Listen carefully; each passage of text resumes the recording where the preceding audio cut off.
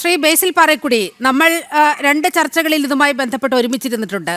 അപ്പോഴും ഞാൻ ഒരു ചോദ്യം അങ്ങയോട് പലപ്പോഴും ചോദിച്ചതാണ്. ഈ നിങ്ങൾ ഭരിക്കുന്ന സമയത്ത് 1 ഡസനിലധികം ചോദ്യപേപ്പർ ചോർച്ച, 1 ഡസൻ എന്ന് പറയുന്നത് വളരെ മിനിമലായ ഒരു സംഖ്യയാണ്. ഈ ചോദ്യപേപ്പർ മാഫിയ തഴച്ചു വളരുന്ന ഒരു കാലം ഈ UPA സർക്കാരിൻ്റെ കാലത്ത് ഉണ്ടായിരുന്നു. വ്യാപം അഴിമതി ഉണ്ടായി. പ്രീ മെഡിക്കൽ എക്സാമിനേഷൻ്റെ ചോദ്യപേപ്പർ ചോരുന്ന സാഹചര്യമുണ്ടായി. എയിംസിൻ്റെ ഇതൊക്കെ നമ്മൾ പലവട്ടം ചർച്ച ചെയ്തതാണ്. എഞ്ചിനീയറിംഗ്, മെഡിസിൻ, ഇങ്ങനെ ചോദ്യപേപ്പർ ചോർന്നു. CBSE 10ാം ക്ലാസ് പരീക്ഷയുടെ 12ാം ക്ലാസ് പരീക്ഷയുടെ ചോദ്യപേപ്പറുകൾ വ്യാപകമായി ചോരുന്ന ഒരു കാലം ഉണ്ടായിരുന്നു. അതിനൊന്നും പക്ഷേ ഒരു നടപടിയും അന്നത്തെ സർക്കാർ എടുത്തിട്ടില്ല. അന്നത്തെ പ്രധാനമന്ത്രി മൻമോഹൻ സിംഗ് രാജിവെച്ചിട്ടില്ല. അന്നത്തെ വിദ്യാഭ്യാസ മന്ത്രിമാർക്കെതിരെ നടപടി ഉണ്ടായിട്ടില്ല. സംസ്ഥാന തലത്തിൽ പോലും നടപടി ഉണ്ടായിട്ടില്ല. കഴിഞ്ഞ അങ്ങ് പങ്കെടുത്ത ചർച്ചയിലാണ് പ്രിയങ്ക ഇതുമായി ബന്ധപ്പെട്ട നിസ്സഹായത പ്രിയങ്ക ഗാന്ധി പ്രകടിപ്പിക്കുന്ന ആ വീഡിയോ ഞാൻ അങ്ങയെ കാണിച്ചതാണ്. അതുകൊണ്ട് അത് ആവർത്തിക്കുന്നില്ല. നമുക്കൊന്ന് കർണാടകയിലേക്ക് പോകാം. ഈ കർണാടകയിൽ ഇപ്പോൾ എന്താണ് സംഭവിക്കുന്നത്? കർണാടകയിലെ വലിയ രാഷ്ട്രീയ പ്രശ്നമായി മാറിയിരിക്കുന്നത് കർണാടക PSCയുടെ വെറ്റിനറി ഓഫീസർ നിയമനമാണ്. 400 വേക്കൻസിയാണ്. അതിലേക്കാണ് പരീക്ഷ നടന്നത്. ജൂലൈ 17-ന് റിസൾട്ട് വന്നു. തൊട്ട് പുറകെ 50-ലധികം ഉദ്യോഗാർത്ഥികൾ പോലീസിനെ സമീപിക്കുന്ന സാഹചര്യമുണ്ടായി. അത് എന്തിനാണെന്ന് ബേസിൽ പാറേക്കുടിക്ക് അറിയാമോ?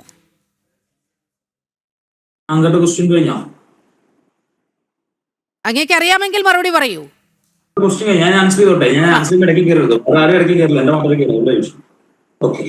ഞാൻ ആദ്യമേ, അതായത് ഈ പറയുന്ന മസാലക്കൂട്ട് കമ്പനിയാണ് ആരുടെ മുന്നിലും മുട്ടുമടക്കില്ല എന്നൊക്കെയാണ് അവിടെ ഇരുന്നുകൊണ്ട് ഉല്ലാസ് ബാബു പറഞ്ഞത്.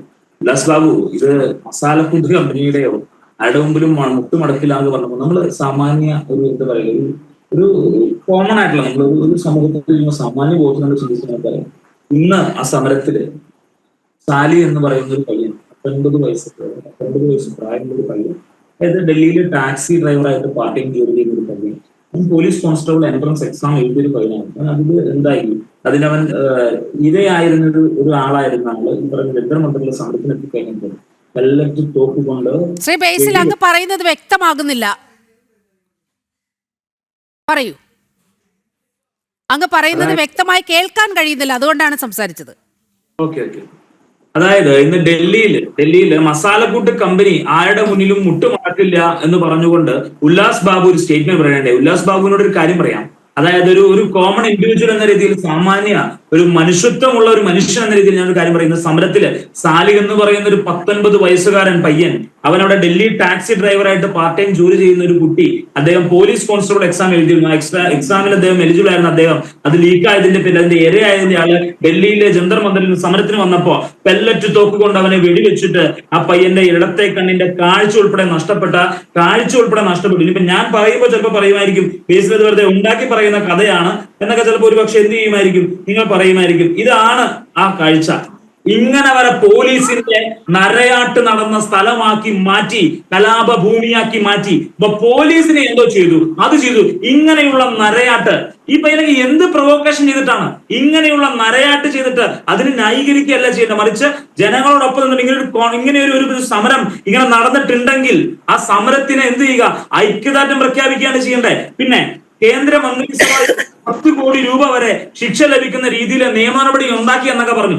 എന്നാ ഉണ്ടാക്കിയേ? 2014 മുതൽ തുടങ്ങിയ ലീക്കേജിന് 10 വർഷം കഴിഞ്ഞിട്ടാണോ ഈ പറയുന്ന നിയമ നടപടി ഉണ്ടാക്കുന്നത്? ഇപ്പൊ എന്തുകൊണ്ട് അത് ഉണ്ടാക്കാൻ കാരണം, കേരളത്തിലെ ഇന്ത്യയിലെ എല്ലാ സംസ്ഥാനത്തെയും ഒത്തൊരുമിച്ചുള്ള യൂത്ത് കളക്റ്റീവായിട്ട് വന്നുകൊണ്ടൊരു സമരത്തിന് നേതൃത്വം കൊടുത്തു കഴിഞ്ഞപ്പോ പിടിച്ച കയ്യിൽ നിൽക്കില്ലാന്ന് തോന്നിയപ്പോ ഇപ്പൊ ഉണ്ടാക്കിയത് ശരിയാണ്. പിന്നെ ഉല്ലാസ് ബാബു ഇക്കാര്യത്തിൽ അവിടെ നിന്നുണ്ട് രാഹുൽ ഗാന്ധിയെ പറ്റിയൊക്കെ പറയണ്ടേ. രാഹുൽ ഗാന്ധി എവിടെ ആയിരുന്നു, എങ്ങ് പോയെന്നൊക്കെ പറയും. 28 ഇന്ത്യയിൽ ഒന്നടങ്കം, ഇന്ത്യയില് എല്ലായിടത്തുമായിട്ട് 28 സിറ്റീസിൽ ഈ പറയുന്ന രാഹുൽ ഗാന്ധിയുടെ നേതൃത്വത്തിൽ പ്രക്ഷോഭം നടത്തുവാൻ പ്രക്ഷോഭങ്ങൾ നടന്നുകൊണ്ടിരിക്കുകയാണ്.